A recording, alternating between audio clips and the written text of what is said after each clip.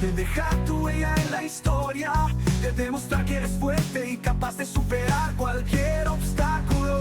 Micrófono de oro, la cima de la gloria, un premio a la valentía, un tributo a tu corazón. Es el momento de brillar, dejas tu huella al actuar con valor. Micrófono de oro.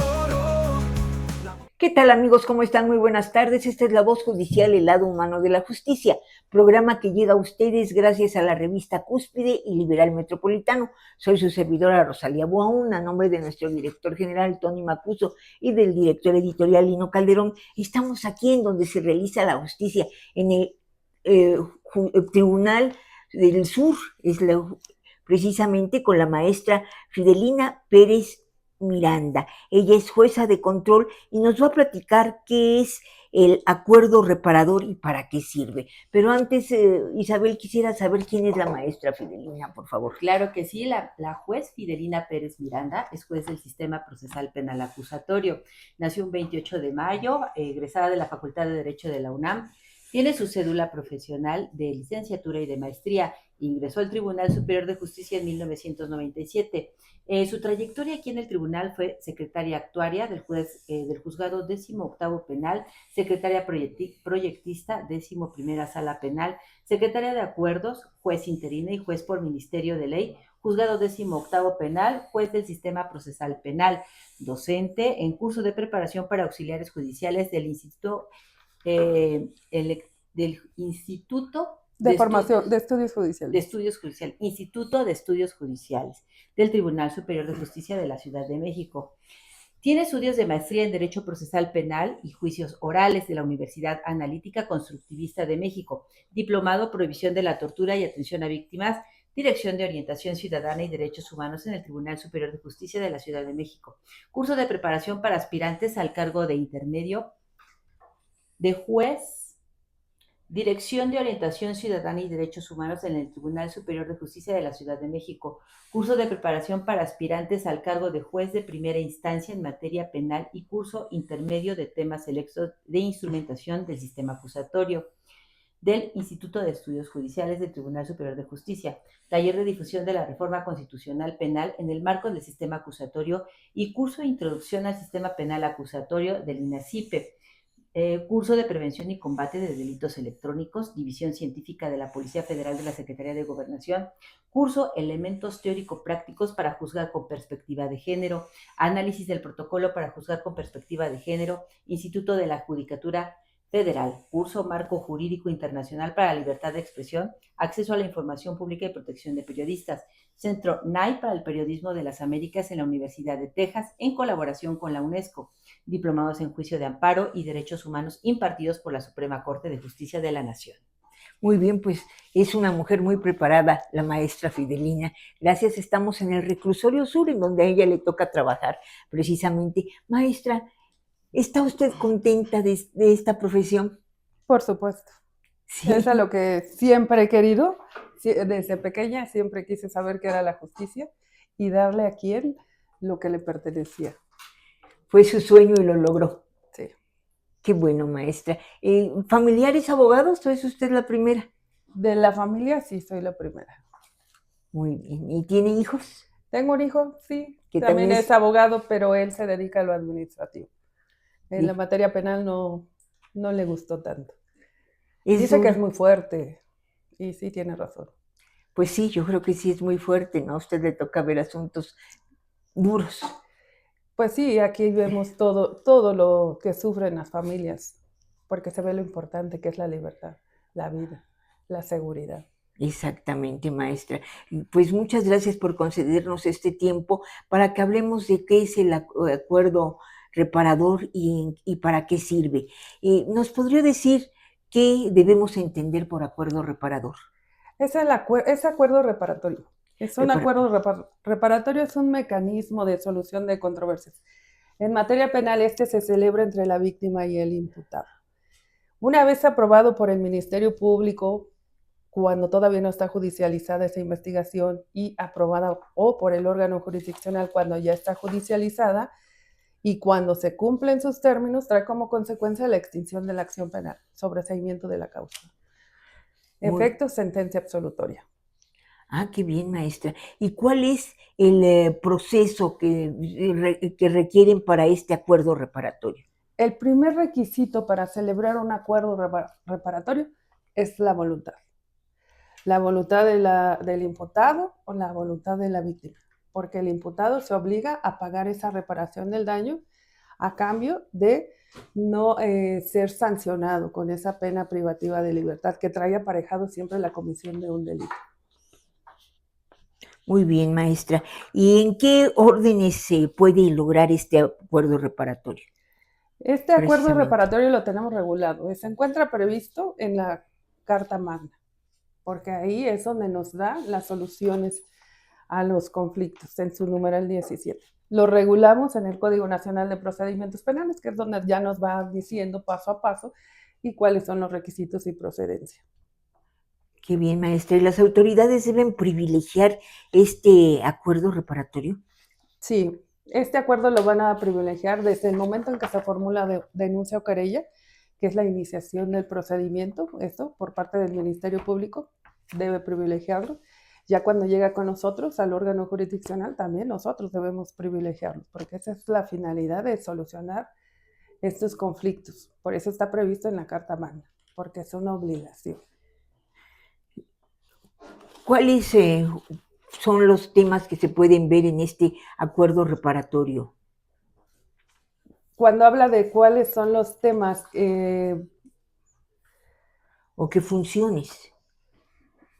La finalidad de este acuerdo reparatorio es eso, dar solución a conflictos, evitar que todos estos asuntos que se pueden resolver sin llegar a juicio, sin desgastar a todo el sistema, hablamos del sistema, hablamos de las partes, porque pueden solucionarse.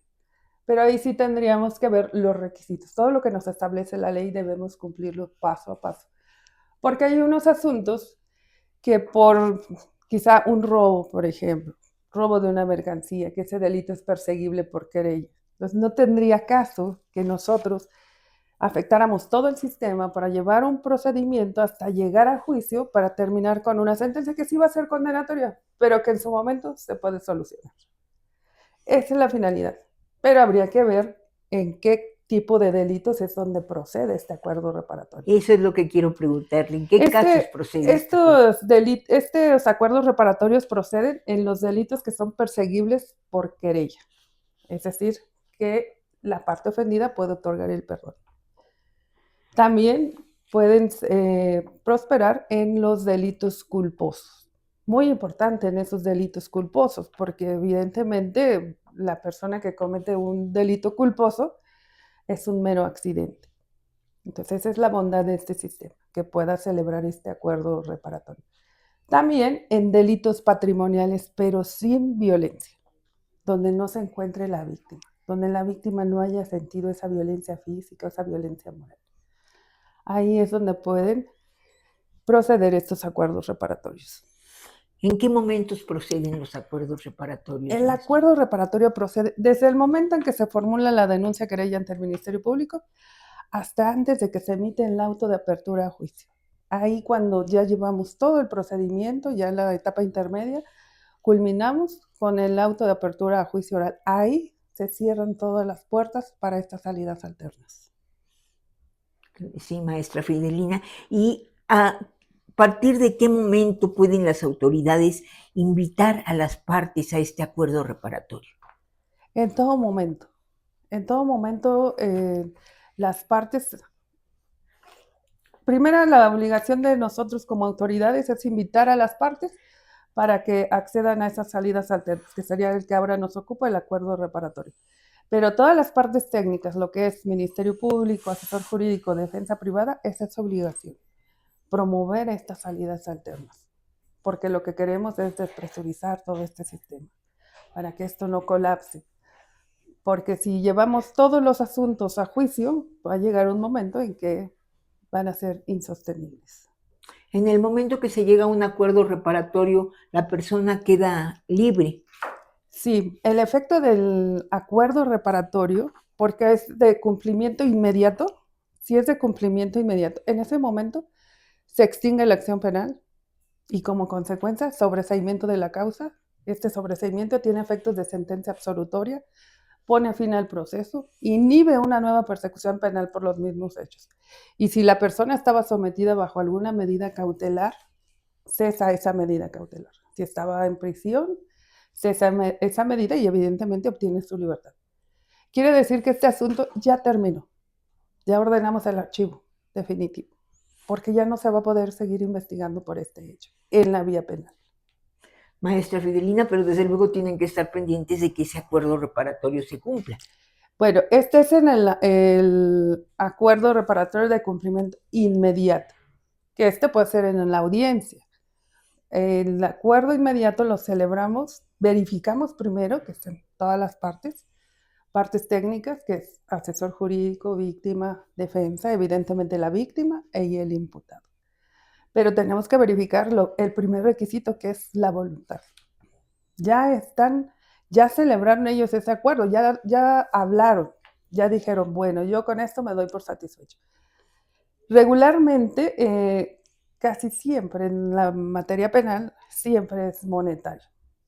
Siempre, si es un robo de, no sé, algún objeto y está evaluado y este no se recuperó, en el acuerdo lo que vamos a verificar primero, que sea voluntario. O sea, que el imputado voluntariamente va a realizar ese pago y que la víctima también voluntariamente va a aceptar este acuerdo reparatorio. Y se va a dar por satisfecha. ¿Por qué? Porque si es el delito de robo, que es perseguible por querella y le robaron, no sé, un objeto, y está cuantificado en cierta cantidad y el imputado va a realizar el pago de esa cantidad regularmente. Si es de cumplimiento inmediato, lo va a realizar ahí en la audiencia y ahí verificamos, extinguimos la acción penal. Previo a esto, tenemos que verificar, bien importante para las partes, sobre todo, que se hayan encontrado en igualdad de condiciones para negociar este acuerdo, que no hayan actuado bajo alguna amenaza o coacción, para que veamos que su voluntad fue libre y espontánea. Ese es el cumplimiento inmediato. Ahí extinguimos la acción penal. Pero si este es de cumplimiento diferido, porque dice, bueno, cierta cantidad, pero yo ahorita solamente tengo la mitad, entonces te lo voy a pagar en 2 meses. Ese es cumplimiento diferido. Ahí lo que pasa es que nosotros cuando autorizamos este acuerdo, lo que hacemos es suspender el procedimiento. Hasta en tanto verifiquemos ese cumplimiento. Para verificar ese cumplimiento, evidentemente tenemos que llamar otra vez a todas las partes, sobre todo a la víctima, para que ella nos diga, sí, ya estoy por satisfecha, ya me realizó el pago, para que todos estén enterados y en ese momento, cuando ya verificamos, entonces ya extinguimos la acción penal, sobreseemos la causa con efectos de sentencia absolutoria. Pero sigue mientras la persona detenida hasta que no se termina. En materia penal nos suspendemos procedimiento y ahí va todo suspendido. Cuando suspendemos un procedimiento es todo. O sea, se suspende medida, se suspende todo, para que ellos puedan tener esa libertad de estar gestionando. Ya el acuerdo ya lo negociaron, pero para que, por ejemplo, el imputado acusado, para que pueda él pues realizar sus actividades para obtener ese dinero que es el que va a realizar su pago. Muy bien, maestra Pérez Miranda. ¿Y cuál es la temporalidad de estos acuerdos regulatorios? Sí, regularmente siempre se señala, siempre se dice en cuánto tiempo. Y si no, la ley es bien clara en cuánto tiempo tenemos que decir 1 año.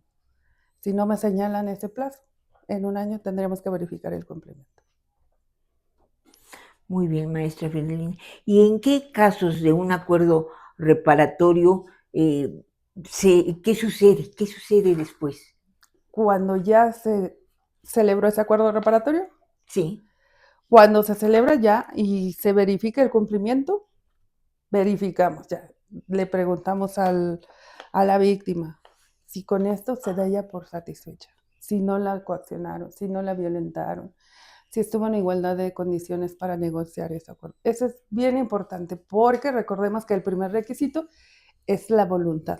Entonces nosotros en todo momento debemos verificar que efectivamente ese acuerdo se lleve a cabo con la voluntad de las partes, que no han sido obligados.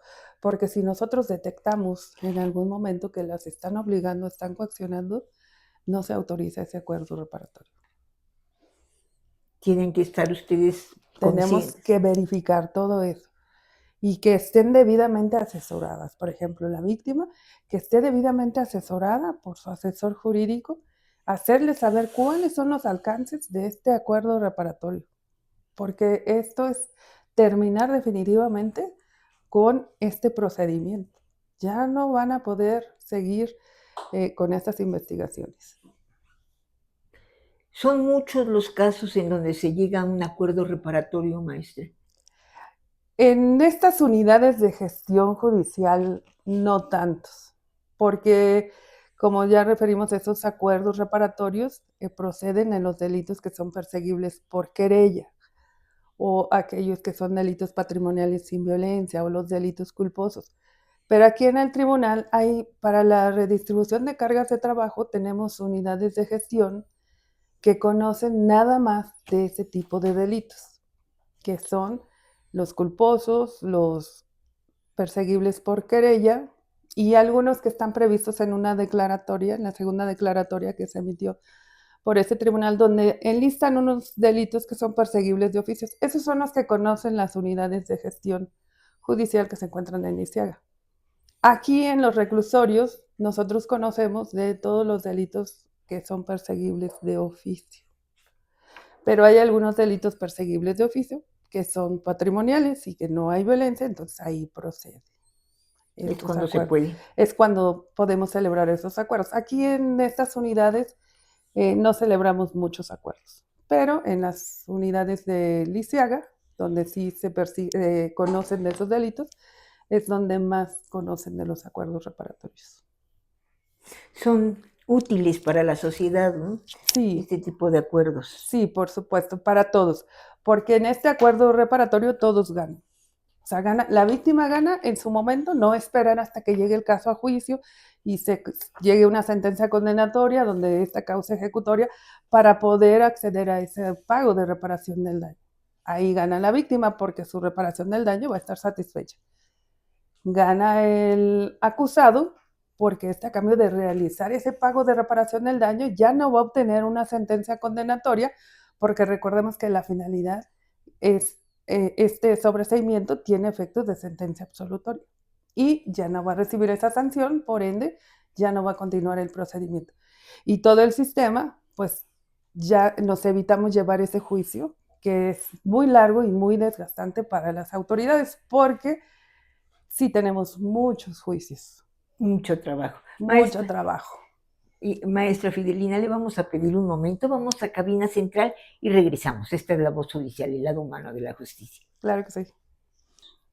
Regresamos, esta es La Voz Judicial, el lado humano de la justicia, programa que llega a ustedes gracias a la revista Cúspide y Liberal Metropolitano. Soy su servidora Rosalía Boaún, a nombre de nuestro director general Tony Macuso, y desde luego agradeciendo las facilidades que nos brinda para la realización de este programa al magistrado presidente Rafael Guerra Álvarez, que nos permite estar en donde se realiza la justicia. Hoy estamos en el Reclusorio Sur hablando con la jueza de control, la maestra Fidelina Pérez Martínez.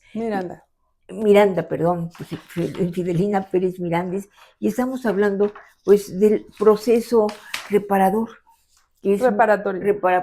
Acuerdo reparatorio.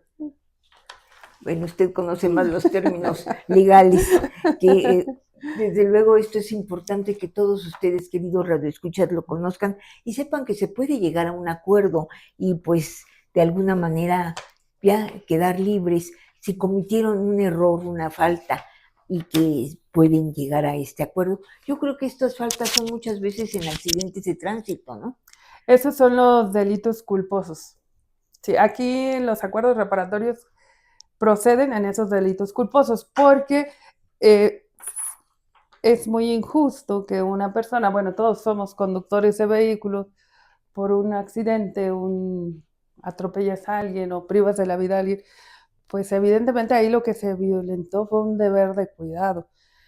Y imaginen que una persona que ha violentado un deber de cuidado a lo que estamos todos expuestos, todos como sociedad, todos los que conducimos, hablamos de ese caso en específico, por por una imprudencia, pues tener que llevar a cabo o se le siga un procedimiento y que se encuentre privado de la libertad. Esa es la bondad de este sistema, es privilegiar estos acuerdos reparatorios. Por eso en esos delitos culposos donde se violenta ese deber de cuidado que uno tiene como conductor, que es en el caso específico, porque pueden haber otros tipos de delitos culposos, y que ahí proceda este acuerdo, pues evidentemente eso nos ayuda a todos en sociedad, no solo a las autoridades, sino a todos los que formamos parte de la sociedad, pues que tengamos esa solución al conflicto. Maestra Fidelina Pérez, ¿qué sucede cuando se llega a un acuerdo reparatorio y no se cumple? Una vez que ya estamos celebrando este acuerdo, recordemos que todo el tiempo, todo en la audiencia, siempre vamos a verificar la voluntad, pero también tenemos que hacerle ver y entender al imputado o acusado que el hecho de que esté accediendo a este acuerdo reparatorio no quiere decir que ya por el momento ya se acabó el asunto, ¿no? Si es de cumplimiento diferido, tenemos que hacerle y que él vea cuáles son las consecuencias de incumplir este acuerdo. Porque en caso de que se incumpla este acuerdo, pues trae como consecuencia que se reanude el procedimiento como si no se hubiera celebrado el acuerdo. Eso sí es bien riesgoso y ha ocurrido que cuando están internos, pues si ven una salida, dicen, si ya me voy y ya se sienten afuera, pues piensan que ya no va a pasar nada, pero sí ocurre, por supuesto que ocurre. Quizás nos tardemos porque tenemos mucho trabajo, pero siempre ocurre, siempre hay una revisión de acuerdos. Y siempre las partes son las que deben estar pendientes que se esté cumpliendo el acuerdo. Si no se cumple, si se dijo en el acuerdo que iban a realizar 10 pagos y realizaron 1, 2 no, el tercero sí, evidentemente ahí hay un incumplimiento. Lo que ocurre, lo que hace la parte que se está dando cuenta que no se realizó el pago, que en este caso sería el asesor jurídico del Ministerio Público, lo primero que van a pedirnos es una audiencia para revisar ese acuerdo. En esa audiencia nosotros citamos a las partes, a todos. Evidentemente, pues si se logra la notificación del acusado, entonces se llega a la audiencia y ahí ya verificamos por qué no realizó el pago, si lo vas a realizar. Regularmente los que sí tienen la voluntad, cuando se les cita, llegan y te dicen, ay, es que no tuve el dinero en ese momento, pero aquí lo tengo y aquí lo pago. Ahí continuamos con el acuerdo. Pero si nosotros lo citamos y ya no vive ahí, ya no lo encontramos, le notificamos por todos los medios que él autorizó, cómo podría ser su domicilio. Primero hay que ir a su domicilio, su correo electrónico, su teléfono, agotar todos los medios para que él sepa que lo estamos buscando para una audiencia y que veamos qué es lo que ocurre con este acuerdo. Si no se logra, llegamos a audiencia, evidentemente no podemos revocar el acuerdo. ¿Por qué? Porque todos los imputados, todos tienen derecho a audiencia. Entonces, el acuerdo lo vamos a revocar, pero por incumplimiento sin causa justa, injustificadamente. ¿Y cómo voy a saber que él va a justificar su incumplimiento? Entonces, lo primero que tengo que hacer es reconducirlo a proceso. Entonces, ahí el Ministerio Público lo que me va a solicitar es primero declararlo evadido de la acción de la justicia. ¿Por qué lo voy a declarar evadido? Porque ya lo cité por todos los medios que él me autorizó. No logré su comparecencia y esto evidentemente pone en evidencia que él no tiene la voluntad de continuar con este procedimiento que está suspendido, pero él tenía la obligación de cumplir con este acuerdo. Entonces ya no tiene la voluntad. Entonces ahí existe una necesidad de reconducirlo al procedimiento. Es decir, lograr que él llegue otra vez con nosotros para verificar qué pasó. Ya cuando yo lo declaro evadido de la acción de la justicia, a solicitud del agente del Ministerio Público, la siguiente petición del Ministerio Público es libramiento de orden de aprehensión. Muy bien. Y ahí para librarle la orden de aprehensión, pues lo primero que tengo que verificar es que existe una denuncia o querella, ya la tenemos, que se ponga en evidencia que sí se cometió un hecho, que la ley señala como delito, que existe la probabilidad de que él lo cometió, lo imputó. Esto también ya está satisfecho porque él ya está en vinculación a proceso. Si ya está con nosotros, con el órgano jurisdiccional, es que ya se emitió una auto de vinculación a proceso. Evidentemente, cuando se emite una auto de vinculación a proceso, se tiene por acreditada la existencia de ese hecho que la ley señala como delito y que existe la probabilidad de que éste lo cometió o participó en su comisión. Pero también debemos verificar que este hecho traiga aparejada pena privativa de libertad y que exista necesidad de cautela. Y aquí ya tenemos la necesidad de cautela. Ya tenemos todos los requisitos para librar la orden. Ya tenemos la denuncia querella, que es la víctima la que celebró el acuerdo, porque él ya se creyó en su contra. Ya se emitió una autovinculación a proceso. Ya tenemos acreditado ese hecho que la ley señala como delito. Ya sabemos que ese hecho trae aparejada pena privativa de libertad. Y también tenemos la necesidad de cautela. ¿Cuál es esta? Pues desde el momento en que yo ya lo cité en su domicilio, que ya verifiqué que sí vive ahí y que no quiere venir, o en su defecto que me haya dado datos falsos para ubicarlo. Ahí hay una necesidad de cautela. Esos son los 4 requisitos para emitir una orden de aprehensión, para reconducirlo a proceso. Libramos esa orden, lo encuentran, lo traen a audiencia y otra vez en esa audiencia deben estar todas las partes y ahí es cuando ya vamos a revisar este acuerdo. Ya ahí me va a decir, no, pues es que no tenía dinero y luego pues ya no vi lo que sea. Si se acredita ese incumplimiento, vamos a revocar este acuerdo reparatorio.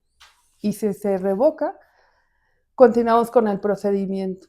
En el momento en que lo suspendimos, en el momento que celebramos el acuerdo, verificamos todas las condiciones. Estaba preso, tenía medida cautelar de prisión preventiva, entonces, como se revocó, otra vez lo ingresamos. Bueno, se queda dentro porque ya está dentro por el cumplimiento de la orden de aprehensión. Y ya este acuerdo reparatorio se acabó y continuamos. Si esa etapa intermedia, seguimos, la celebramos y lo mandamos a juicio. Y otra vez. Y otra vez. Y ya no puede haber otro acuerdo. Ya no puede haber otro acuerdo. Perdió su oportunidad. Perdió su oportunidad. Porque para que nosotros también tenemos que verificar que cuando se va a celebrar este acuerdo reparatorio, que no haya celebrado otro acuerdo por hechos de la misma naturaleza jurídica. Ah, bueno. O sea, si va a no celebrar está acostumbrado a estar sí, haciendo claro, acuerdos. que no esté celebrando y que evidentemente pues no cumpla, porque la finalidad de estos acuerdos es que se cumpla. No tendría sentido que solamente celebren un acuerdo para salir de prisión y ya que se incumpla este. Sigan con lo mismo. Que sigan con lo mismo. Tenemos un registro de estos acuerdos reparatorios. Es lo que debemos verificar también, que no hayan celebrado esto. Maestra Fidelina, ¿cuáles son los efectos de los acuerdos reparatorios? De cumplimiento inmediato, extinción de la acción penal, sobreseimiento de la causa. Esos son los efectos. Y que todos, la víctima, pues obtenga su reparación del daño, que el acusado no obtenga esa sanción por esa pena privativa de libertad. Muy bien, maestra Fidelina. Pues todas las preguntas que le quieran hacer a la maestra Fidelina, háganlos al Twitter de la Asociación Nacional de Locutores de México, Delegaciones Asociación Nacional de Locutores de México, al Face de Delegaciones Asociación Nacional de Locutores de México, y ya se los haremos llegar, por favor, maestra. Claro que sí, con mucho gusto. Nuestros radioescuchas quieren conocer algo más de estos acuerdos reparatorios, exacto. Si es tan amable, maestra Fidelina, ¿cuál es el trámite de los acuerdos reparatorios? De estos, como ya lo referimos al inicio, deben ser aprobados por el Ministerio Público cuando todavía está en investigación, que no llega ante el órgano jurisdiccional. Él los va a aprobar. Pero si el Ministerio Público aprueba un acuerdo, pero no verificó los requisitos, no verificó la voluntad, o la víctima no está conforme, lo que va a hacer es acudir ante el juez de control dentro de los 5 días siguientes. Y aquí otra vez vamos a celebrar audiencia, vamos a verificar qué es lo que pasó en ese acuerdo y ahí podemos revocarlo o podemos enderezarlo.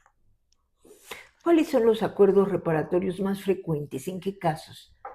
Aquí el acuerdo reparatorio, pues son los delitos patrimoniales, como sería el robo, robo sin violencia, los fraudes.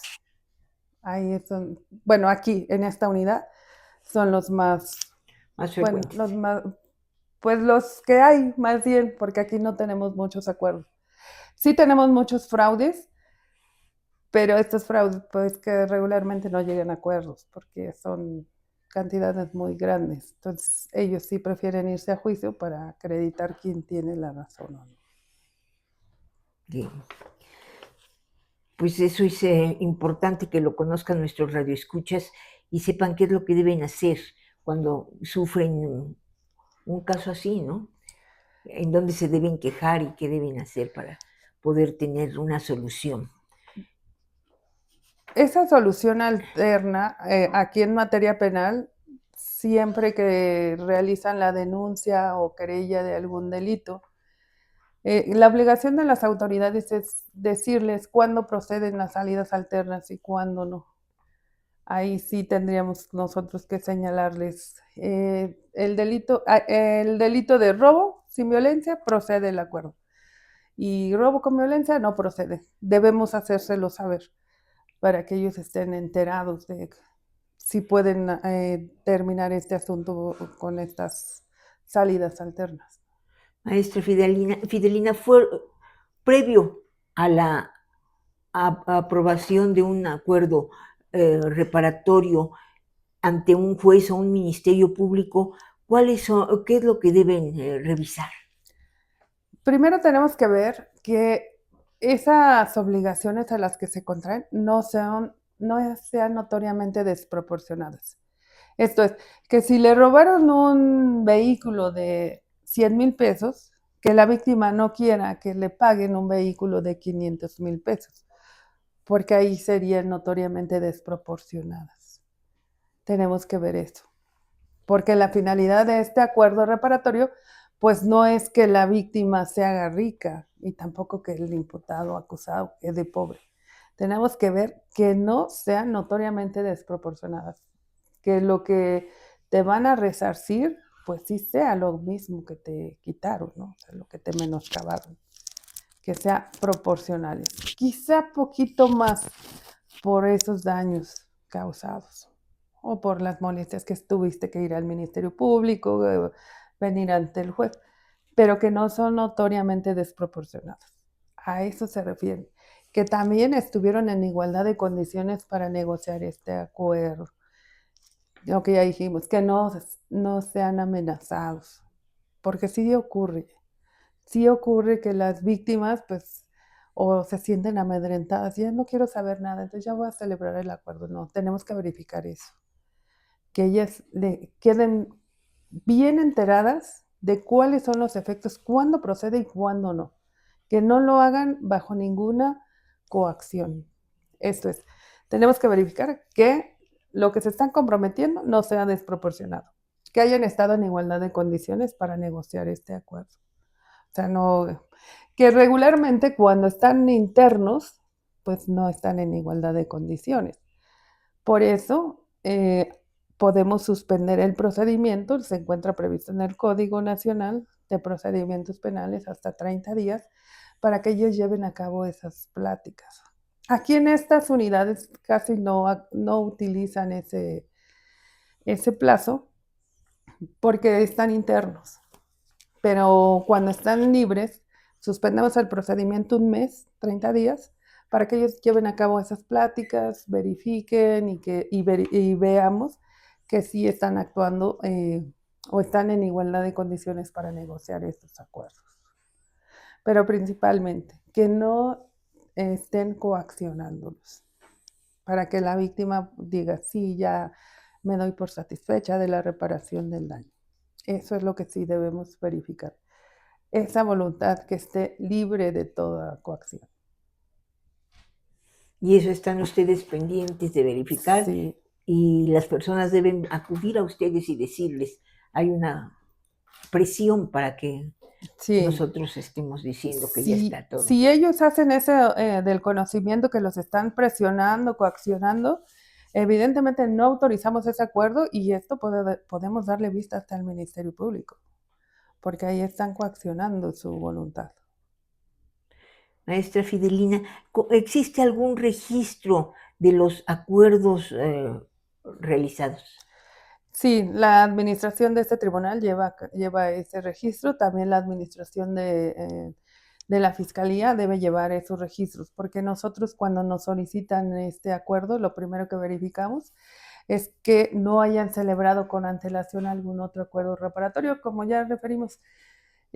Para que proceda este acuerdo, tenemos que verificar que no se haya celebrado un acuerdo reparatorio por hechos de la misma naturaleza jurídica, pero también que si este acuerdo reparatorio se ha revocado, si ya se revocó, pero se fue a juicio y obtuvo una sentencia absolutoria, no causa registro. Pero si se revocó, se continuó con el procedimiento y obtuvo una sentencia condenatoria, causa registro y ya no autorizamos este acuerdo reparatorio. Muy bien. Le vamos a pedir otro momento, maestra. Vamos a cabina central y regresamos a que nos termine de aclarar lo que son los acuerdos reparatorios. Claro que sí. Esta es la voz judicial y el lado humano de la justicia. Regresamos, amigos. Regresamos a la voz judicial, el lado humano de la justicia. Estamos, recuerden, en el Reclusorio Sur, platicando con la jueza de control Fidelina Pérez Miranda acerca de los acuerdos reparatorios. Para que sepan, conozcan, queridos radioescuchas, qué son los acuerdos reparatorios, y pues agradeciendo las facilidades que nos brinda para la realización de este programa al magistrado presidente Rafael Guerra, que nos permite estar aquí, precisamente donde se realiza la justicia. Maestra Fidelina, en la violencia familiar, ¿proceden los casos de estos acuerdos reparatorios? No, esa es una excepción. En este tipo de delitos no proceden estos acuerdos reparatorios. Esto está previsto en el Código Nacional de Procedimientos Penales, pero principalmente porque en estos casos de violencia familiar sería muy fácil coaccionar a la víctima para que se celebraran estos acuerdos por ese tipo de violencia que existe entre, regularmente esos de violencia familiar, pues obviamente la familia siempre va a haber manera de coaccionar a la propia víctima, porque ya el imputado es el hermano, es el esposo, son los hijos o los padres. Entonces, cabe más la posibilidad de que pudieran coaccionar esa voluntad. Por eso en esos casos no. Por eso en esos casos no, y está previsto en el código, y eso fue lo que se tomó en consideración para excepcionar este tipo de delitos. Porque recuerden que ahorita ya en la mujer, por el simple hecho de ser mujer y que sufra violencia, hay muchos ordenamientos que la protegen. Y evidentemente pues, el Código Nacional no podría permitir que se celebraran estos acuerdos. Hay una salida que es la suspensión condicional del proceso, pero esa es otra salida alterna. Ahí sí procede esa salida, pero tenemos que escuchar a la víctima siempre. No debe haber oposición a la víctima.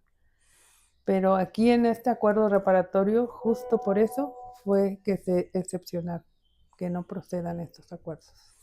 En la violencia familiar, violencia para nada. familiar no, es una excepción. Porque recordamos que ya la violencia familiar, antes de las reformas, pues todavía era perseguible por querella. Hay algunos ahora todavía, pero antes había más violencias familiares perseguibles por querella, y si el acuerdo reparatorio dice que proceden delitos perseguibles por querella, pues evidentemente tendría que prosperar este acuerdo, pero no, esa es una excepción. No podemos celebrar un acuerdo reparatorio con violencia familiar. Gracias, maestra. ¿Y en los casos de extorsión? Ese delito de extorsión es un delito patrimonial, pero ese delito tiene como agravante que se cometa con violencia, pero siempre recordemos que en ese delito de extorsión el bien jurídico tutelado por la norma es la voluntad. Se está coaccionando esa voluntad, esa libertad en su voluntad. Y sí hay una violencia ahí. Pero es muy particular, yo no celebro acuerdos reparatorios en ese tipo de delitos. Hay quien sí lo hace, pero a mí me parece que es un delito patrimonial con violencia. aun y cuando no se acredite el agravante de violencia. Pero si desde el momento en que se está coaccionando a una persona para que entregue algo, para que le tiene que entregar cierta cantidad o hacer algo y se comete ese delito, pues ahí están afectando su voluntad. Hay violencia. Entonces, de ahí pienso yo que hay violencia y sí es delito patrimonial y yo lo pongo en que sí hay violencia. Entonces, yo no celebro acuerdos reparatorios en ese tipo de delitos. Hay quien sí lo hace, muy respetable, pero yo creo que desde que se está coaccionando la voluntad de una persona ya hay una violencia psicoemocional, moral, pero ya hay violencia. Y el numeral 187 del Código Nacional de Procedimientos Penales en su fracción tercera dice: procederán en delitos patrimoniales sin violencia. Y en la extorsión siempre hay violencia. Es que esta extorsión, el Código Penal establece ciertos elementos, pero el verbo rector es obligar a hacer algo. Claro. Es amenaza. Y si ya te estoy amenazando, pues ya hay una violencia. Entonces, pues, si ya hay violencia, es patrimonial, pero considero que sí hay violencia porque te están obligando. No es así como que, ¿cómo es que tú vas a entregar algo si no te están violentando? Pues ahí ya no cabría ese acuerdo. Pero, digo, no es que yo tenga mi propio código, pero si el código dice sin violencia y aquí advierto que si hay violencia, yo no los autorizo. Bien, maestra Fidelina. Y en los acuerdos reparatorios de procedimiento diferido, ¿qué sucede con la acción judicial? Con la acción penal. Se suspende. Se suspende. Y esto es importante porque cuando autorizamos un acuerdo reparatorio de cumplimiento diferido, suspendemos el procedimiento, pero si hay, ¿cuál es la prescripción? Pues la inactividad, ¿no? Y empezamos a contar tiempo. Pero ahí en estos acuerdos reparatorios, como son de cumplimiento diferido, suspendemos el procedimiento y por ende se suspende la extinción de la acción penal. Ahí no va a transcurrir el tiempo que dice, ay, bueno, no me cumplió en 3 años y como nadie me lo revisó, pues ya prescribió. No, ahí está suspendida la extinción de la acción penal. No podemos prescribirlo, a menos que ya lo hayamos declarado evadido de la acción de la justicia, que hayamos librado su orden de aprehensión, ahí entra la figura de la prescripción, pero ya para reconducirlo a procedimiento, no para la extinción de la acción penal. Se suspende. Todo se suspende, incluida la acción penal. Gracias, maestra Fidelina. ¿Y qué sucede con la información de los acuerdos reparatorios? Esa información no la podemos tomar en cuenta llegado el caso a juicio. ¿Por qué? Porque si nosotros en el acuerdo reparatorio, ya entre de ese acuerdo de la víctima y el imputado, ya el imputado le dijo, o la víctima, quiero que me ofrezcas disculpas, o el imputado le ofrece disculpa, que ya no lo va a volver a hacer. Toda esa información donde él se declaró culpable, pero para el acuerdo reparatorio, esto no lo podemos llevar a juicio. No podemos tomar en cuenta ninguna información. O el hecho de que él haya celebrado un acuerdo no quiere decir que está admitiendo su responsabilidad, porque lo lógico sería pensar que si yo accedo a pagarte el vehículo que te robé, bueno, que me acusan que yo te lo robé, pues que ya soy culpable. No, eso no lo podemos tomar en consideración, esa información, en ninguna parte del procedimiento y mucho menos en juicio. Toda esa información del acuerdo queda sellada. No se puede ventilar. Y si lo llegaran a hacer, el juez pues estará obligado a coartar a las partes para que no introduzcan esa información a juicio. Porque recuerden que toda la información que llegue al tribunal de enjuiciamiento pues deberá ser tomada en cuenta para acreditar o desacreditar, o valoramos, o le negamos valor o le concedemos valor. Y no porque haya dicho, sí, bueno, ya quiero terminar este problema y te voy a pagar, por eso es culpable. O quizás sí sea culpable y no lo podemos tomar en cuenta. Por eso que esa información no se tomará en cuenta. Y también se encuentra previsto en el Código Nacional de Procedimientos Penales. Porque recordemos que cuando llegamos a juicio, incluso el tribunal de enjuiciamiento no tiene conocimiento de nada. Lo único que tiene es el auto de apertura a juicio, cuando ya culminamos la audiencia intermedia, y en ese auto de apertura de juicio que se señala la acusación, el hecho por el cual te estoy acusando, la previsión y sanción, los medios de prueba ofrecidos y para qué son, qué información van a aportar, si se desahogó alguna prueba anticipada, todas las penas que estás solicitando, la reparación del daño, individualización de sanciones. El juez de control no tiene conocimiento de nada. Y si llegan a juicio y me dicen, es que él celebró un acuerdo reparatorio, por ende, pues se acredita su culpabilidad. Eso no lo podemos hacer. Y si lo llegan a señalar, pues tendríamos que coartar a las partes para omitir esa información. Así que de ningún modo se podría tomar en cuenta. ¿Siente usted, maestra Fidelina, que estos acuerdos reparatorios sirven para agilizar la justicia en nuestro país? Por supuesto que sí. Sí, es una salida alterna que pues despresuriza el sistema. Y hay asuntos que no deben llegar a juicio. No es que no deban llegar, es que están cansando todo el sistema, lo están desgastando. No solo el sistema, todas las partes. Porque luego la víctima llega a juicio y para llegar a juicio, pues sí, el plazo sí se extiende. Una vez que se vincula proceso, ahí podemos conceder autorizar hasta 6 meses para la investigación. Entonces ya contamos, ya ocurrió el hecho, ya se llevó la investigación de 6 meses mínimo. Luego tenemos de entre 30 días para señalar audiencia intermedia. Ya hablamos de 6 meses más otro mes más. Y luego, cuando sí se celebra la audiencia intermedia y se va llegado el caso a juicio, tendremos entre 20 y 60 días para señalar audiencia de juicio. Entonces ya estamos hablando como de unos 8 o 9 meses, si es que se agotó todo el plazo, para que de un hecho llegue a juicio. Entonces, hasta que se dicta la sentencia, estamos hablando como de mucho tiempo para que la víctima pueda acceder a esa reparación del daño. Y en tanto, ¿qué pasa con el imputado acusado? Pues él sigue sometido al procedimiento.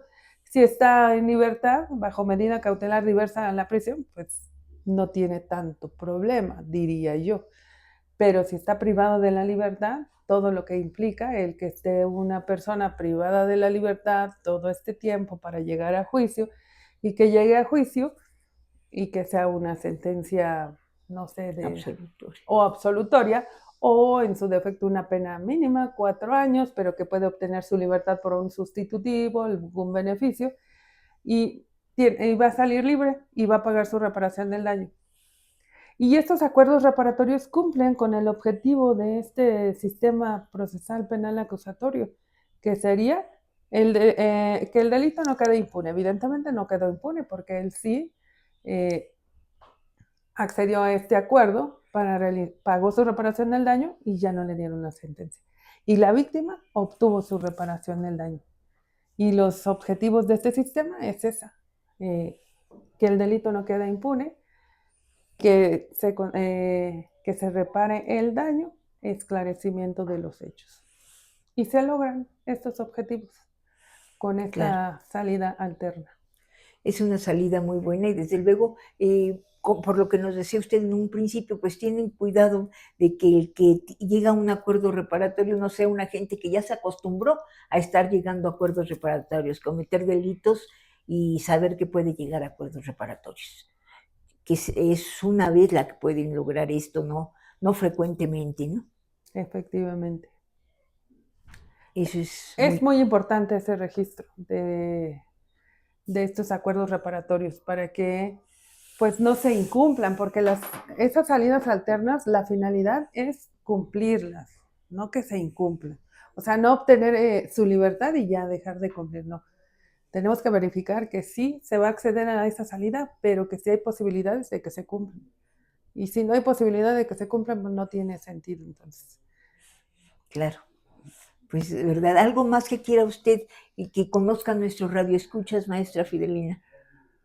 Bueno, pues de preferencia que no se vean en ningún problema, que no sean víctimas o que no sean investigados en un hecho, pero si acaso son víctimas, pues que se acerquen a su asesor jurídico, al Ministerio Público, o su defensa, y que les explique, que les haga saber cuáles son las salidas. Yo creo que el conocimiento es el poder. Es importante, ¿verdad? Que sepan qué es lo que... Y ustedes les dan a las personas que no te pueden pagar un asesor jurídico el de oficio. Sí, Aquí. claro. Aquí la víctima es un derecho fundamental. La víctima tiene derecho a contar con un asesor jurídico, así como el imputado tiene derecho a contar con su defensa. Si ellos no tienen privado, nosotros les designamos públicos a los dos. Y pues los dos, su obligación es eso, asesorarlos y en la defensa, por su parte, defender y solicitar todo lo que corresponda, ¿no? Hacer valer los recursos. Y la víctima, pues su representación. Sobre todo, que les asesore, que sí le hagan del conocimiento, porque antes la víctima no sabía, nada más, sí, mi denuncia y ya. Pero no, actualmente ya la víctima viene a audiencias, está asistida y tiene alguna duda, la pregunta y como que sí tienen más, bueno, la víctima siempre está presente en las audiencias. Y si no está presente es porque ella no quiere, porque siempre nosotros le notificamos. Ellas saben cuándo tienen audiencia, a qué hora tienen, para que estén enterados del procedimiento. Estas audiencias son orales, entonces. Sí, por supuesto. Aquí es oral y todo lo resolvemos en audiencia, con la información que nos proporcionan en audiencia, porque nosotros no tenemos expediente. No tenemos nada, solamente llegamos a audiencia. Es un acuerdo reparatorio y ahí con la información que ellos nos dan. Y bueno, con la que, por ejemplo, en los acuerdos, pues sí debo llevar yo mi registro. Bueno, yo no lo llevo, pero al auxiliar de sala, lo primero que se le pregunta, deme cuenta si hay algún registro. Ya dice, no hay registro, entonces ya continuamos con el acuerdo. Pero en sí nosotros no tenemos carpeta, no llevamos nada. Si acaso, la solicitud de audiencia. Pero pues ahí no se dice nada. ¿Y cualquier persona puede asistir a estas audiencias? Sí, es público. Nada más, tratándose de delitos de violencia familiar o donde se va a ventilar información sensible, ahí sí el Código Nacional de Procedimientos Penales nos autoriza para que sean a puerta cerrada. Pero uno de los principios que rige este sistema es esa, la publicidad. Pueden entrar todas las personas que quieran. Bueno, que quepan en la sala, ¿verdad? Muchísimas gracias, maestra Fidelina Pérez Miranda. Le agradecemos mucho el tiempo que nos ha dedicado para La Voz Judicial, el lado humano de la justicia. No, que agradece, un placer estar con ustedes y estar platicando estas cosas que vemos día a día. Y que deben conocer todos nuestros radioescuchas. Muchas gracias, pues agradecemos las facilidades para la realización de este programa en nuestra casa, Audiorama, buenísima, 1530 y 1590 de AM, a su director general Juan Carlos Flores Toscano, operación en cabina Joel Cortés, al magistrado presidente del Tribunal de Justicia de la Ciudad de México, el querido doctor Rafael Guerra Álvarez. Gracias, muchas gracias por permitirnos estar aquí. A Comunicación Social del Tribunal, su director Salvador Martínez, a la maestra de Santoyo, al licenciado Efraín Acosta, al licenciado Braulio Cano, al licenciado Víctor Enríquez y en la fotografía nuestro amigo Guizar. Desde luego a nuestra casa Liberal Metropolitano y Cúspide, porque todo lo que platicamos, maestra, mañana lo va a ver en las revistas Liberal Metropolitano y Cúspide, a su director general, el señor Antonio Gresgres, a Tony Macuso, al editor Gabriel Sendejas, al director Lino Calderón y la magnífica pluma de Martín Aguilar en su sección La Barriada. Gracias, muchas gracias aquí a Juan Ramírez, a nuestro querido Carlos Báez y a Isabel Hernández. Gracias y hasta la próxima. Recuerde, todos los martes a las 6 de la tarde, La Voz Judicial, el lado humano de la justicia, y los jueves del pasado al futuro. Hasta la próxima, amigos.